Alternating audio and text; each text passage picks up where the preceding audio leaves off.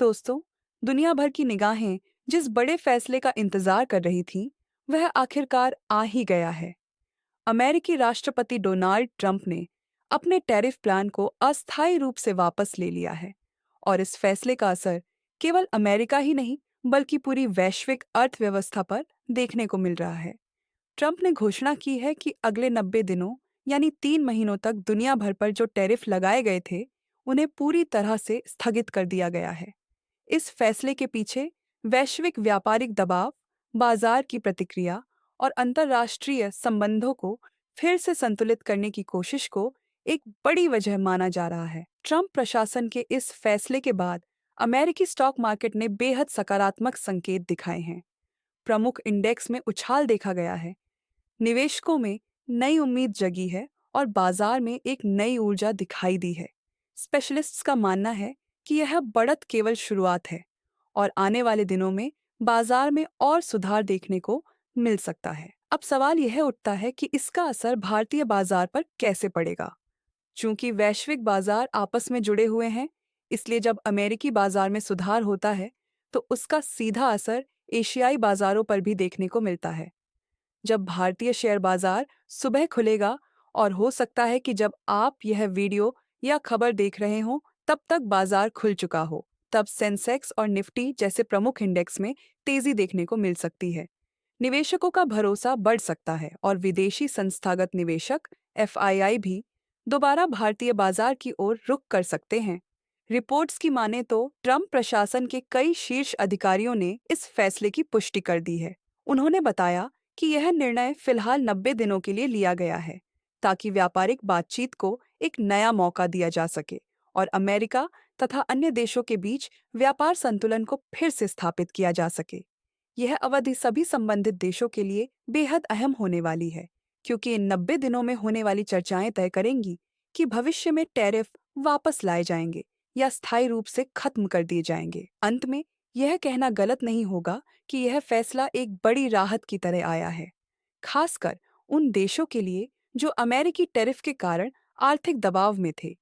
आने वाले दिनों में हम देखेंगे कि वैश्विक व्यापार और बाजार इस फैसले को किस तरह से आत्मसात करते हैं और क्या यह अस्थायी राहत एक स्थायी समाधान में बदल पाती है या नहीं।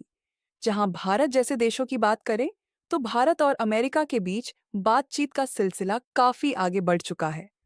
भारत की कॉमर्स मिनिस्ट्री और अमेरिका के बीच एक संभावित व्यापार समझौते को लेकर चर्चाएं जारी हैं, जिससे भारत को भविष्य में टैरिफ से काफी हद तक राहत मिल सकती है और दोनों देशों के बीच व्यापारिक संबंध और मजबूत हो सकते हैं। वहीं दूसरी ओर चीन के लिए यह स्थिति काफी मुश्किल भरी होती जा रही है। ट्रंप की इस नीति से चीन पर भारी दबाव बनता दिख रहा है, जो भारत के लिए एक रणनीतिक मौका साबित हो सकता है। अगर भारत सरकार इस समय थोड़ी कड़ाई और स्पष्ट नीति के साथ निर्णय लेती है, तो चीन को मिलने वाले झटकों का फायदा भारत को व्यापार और निवेश दोनों स्तरों पर मिल सकता है। जानकारी के लिए आपको बता दें कि अमेरिका की ओर से चीन पर शुरुआती तौर पर 54% टैरिफ लागू किया गया था। इसके जवाब में चीन ने अमेरिका पर 34% टैरिफ लगा दिया, लेकिन ट्रंप ने इसके जवाब में और टैरिफ बढ़ा दिए, जिससे अब चीन पर कुल मिलाकर 104% तक का टैरिफ लागू हो चुका है। यह आंकड़ा चीन की अर्थव्यवस्था के लिए बड़ा झटका है और इसके असर का फायदा भारत जैसे उभरते देशों को मिल सकता है। और अब ट्रंप का यह साफ कहना है कि जब 90 दिनों की यह छूट खत्म होगी और सभी देशों के साथ बातचीत पूरी हो जाएगी, तब वह दोबारा टैरिफ्स लागू करेंगे। लेकिन इस बार चीन पर सीधा 125% टैरिफ लगाया जाएगा। इस 125% टैरिफ के साथ चीन को सीधा टैरिफ लगाया जाएगा। भारी टैरिफ के चलते चीन की मैन्युफैक्चरिंग इंडस्ट्री पर गहरा असर पड़ सकता है। यहां तक कि पूरी इंडस्ट्री को बड़ा झटका लग सकता है। लेकिन इसके बावजूद चीन के पास एक मजबूत रणनीति बताई जा रही है, जिसके दम पर वह इस आर्थिक संकट से निकल सकता है। ऐसे में भारत जैसे देश चीन के लिए एक वैकल्पिक व्यापारिक रास्ता बन सकते हैं और इस स्थिति में भारत को भी लाभ मिल सकता है। तो आइए समझते हैं कि ऐसा क्या हुआ 9 अप्रैल 2025 की रात को, जिससे पूरी दुनिया के बाजारों में खुशी की लहर दौड़ गई। दरअसल, अमेरिका के पूर्व राष्ट्रपति डोनाल्ड ट्रंप ने एक बड़ा फैसला लेते हुए भारत समेत करीब 75 देशों पर लगाए गए टैरिफ को 90 दिनों के लिए अस्थायी रूप से हटा दिया है। इन टैरिफ में बेसिक 10% से लेकर 37% तक के शुल्क शामिल थे, जिनके कारण विदेशी प्रोडक्ट्स अमेरिका में महंगे हो रहे थे। इस फैसले का मकसद है कि बातचीत करके एक स्थायी समाधान निकाला जा सके, जिससे वैश्विक व्यापार फिर से पटरी पर आए। लेकिन खास बात यह रही कि चीन को इस छूट से पूरी तरह बाहर रखा गया, बल्कि उल्टा चीन पर ट्रंप ने 125% का नया टैरिफ लगा दिया है। ये एक सीधा आर्थिक झटका है और इससे साफ है कि अमेरिका चीन के खिलाफ अब पूरी तरह आक्रामक रवैया अपना चुका है। लेकिन सवाल ये उठता है कि टैरिफ का असर किस पर होता है। असल में टैरिफ किसी देश की सरकार पर नहीं, बल्कि अमेरिका के आम नागरिकों पर असर डालता है।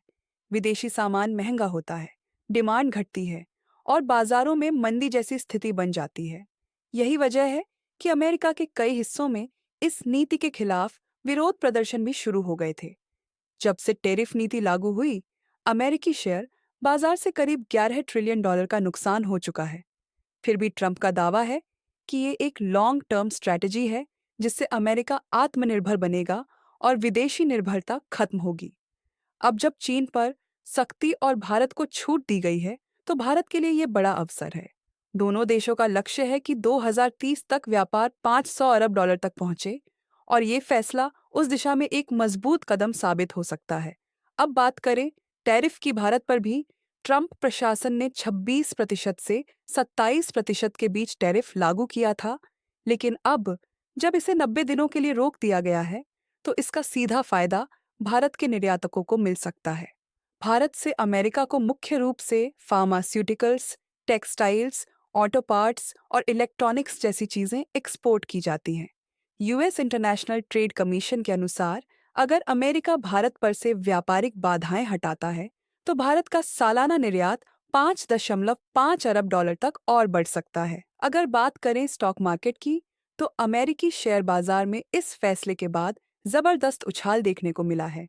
एनएसडीसी में 8.75% और S&P 500 में 57.7% तक की वृद्धि दर्ज की गई है। अब जैसे ही भारतीय शेयर बाजार खुलेगा, उम्मीद है कि वहां भी पॉजिटिव मूवमेंट देखने को मिलेंगे। अब सबसे अहम सवाल, भारत को इससे फायदा कैसे मिल सकता है? जब ट्रंप पहली बार सत्ता में आए थे, तब भी उन्होंने टैरिफ वॉर की नीति अपनाई थी। उस समय एप्पल जैसी बड़ी कंपनियों की मैन्युफैक्चरिंग यूनिट्स जो चीन में थीं, वहां से अमेरिका में डायरेक्ट एक्सपोर्ट मुश्किल हो गया था, क्योंकि चीन पर हैवी टैरिफ लगाया गया था। वहीं वियतनाम, ताइवान और भारत जैसे देशों पर टैरिफ नाम मात्र के थे। इसलिए चीन ने रणनीतिक चाल चलते हुए अपनी कई फैक्ट्रियों को दूसरे देशों में शिफ्ट करने की योजना बनाई। एप्पल ने भी तय किया कि वह चीन से अपने उत्पादन यूनिट्स को हटाकर उन देशों में ले जाएगा जहां मैन्युफैक्चरिंग सस्ती है और टैरिफ का भार कम है। भारत को इस मौके का पूरा फायदा उठाना चाहिए था, लेकिन अफसोस कि हमारी सरकार ने इस पर समय पर फोकस नहीं किया।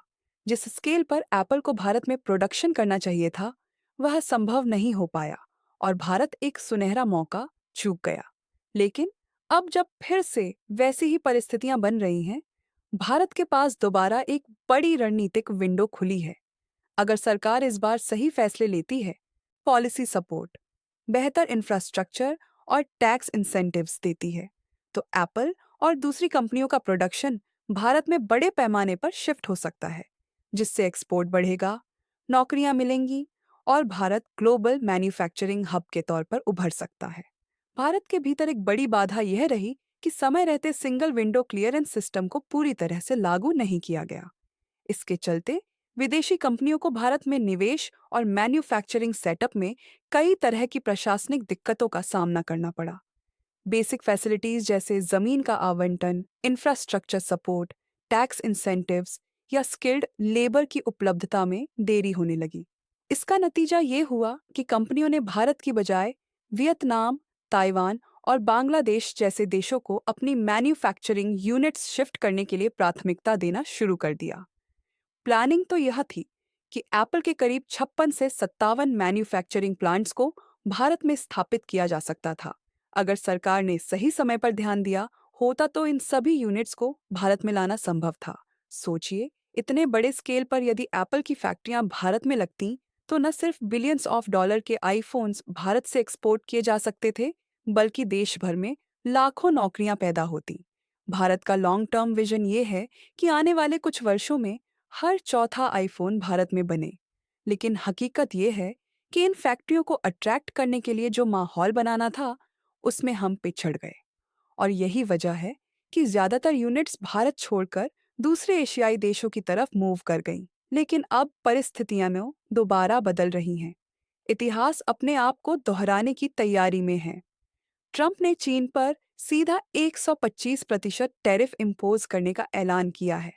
इसका अर्थ ये है कि अमेरिका की बड़ी कंपनियां अब चीन से मैन्युफैक्चरिंग हटाकर फिर से नए ऑप्शन तलाशेंगी। भारत के पास अब एक सेकंड चांस है, जो शायद पहले से भी बड़ा है। अगर भारत सरकार इस बार तेजी से निर्णय लेती है, सिंगल विंडो सिस्टम को पूरी तरह से लागू करती है, उद्योगों को टैक्स में छूट देती है और एक स्पष्ट लॉन्ग टर्म पॉलिसी देती है, तो न केवल एप्पल जैसी कंपनियां वापस भारत का रुख करेंगी, बल्कि भारत ग्लोबल मैन्युफैक्चरिंग का अगला हॉटस्पॉट बन सकता है। जिस तरह से वर्तमान हालात बन रहे हैं, उसमें ये एक बहुत बड़ा अवसर बन चुका है भारत के लिए। अमेरिका और चीन के बीच बढ़ते टैरिफ वॉर के चलते चीन से प्रोडक्ट्स मंगवाना अब अमेरिका के लिए बेहद महंगा सौदा बन गया है। जहां चीन से एक्सपोर्ट होने वाले इलेक्ट्रॉनिक्स पर सीधा एक 125% टैरिफ लग चुका है, वहीं भारत से एक्सपोर्ट पर मात्र 26% टैरिफ देना पड़ रहा है, और इस पर भी फिलहाल 90 दिनों के लिए रोक लगा दी गई है। अगर एशिया की बात करें, तो भारत उन गिने चुने देशों में से है जिस पर टैरिफ अपेक्षाकृत कम है। यही कारण है कि कंपनियां अब भारत को प्राथमिकता देने लगी हैं। भारत में फैक्ट्रीज सेटअप करना अब एक स्मार्ट मूव माना जा रहा है। इससे न केवल भारत को फायदा होगा, बल्कि अमेरिका को भी सस्ता माल मिलेगा और दोनों देशों की अर्थव्यवस्था को गति मिलेगी। अगर एप्पल जैसी कंपनियां भारत में प्रोडक्शन करती हैं और यहीं से आईफोन्स और अन्य इलेक्ट्रॉनिक्स अमेरिका भेजे जाते हैं, तो यह दोनों देशों के लिए विन विन सिचुएशन होगी। भारत को 8 से 10% का ग्लोबल इलेक्ट्रॉनिक्स मार्केट शेयर मिल सकता है, जिससे देश में अरबों डॉलर का रेवेन्यू और लाखों नौकरियों का अवसर पैदा होगा। लेकिन इस मौके को भारत तभी कैश कर पाएगा जब हम इस 90 दिनों की विंडो को पूरी संजीदगी और तेजी से इस्तेमाल करें।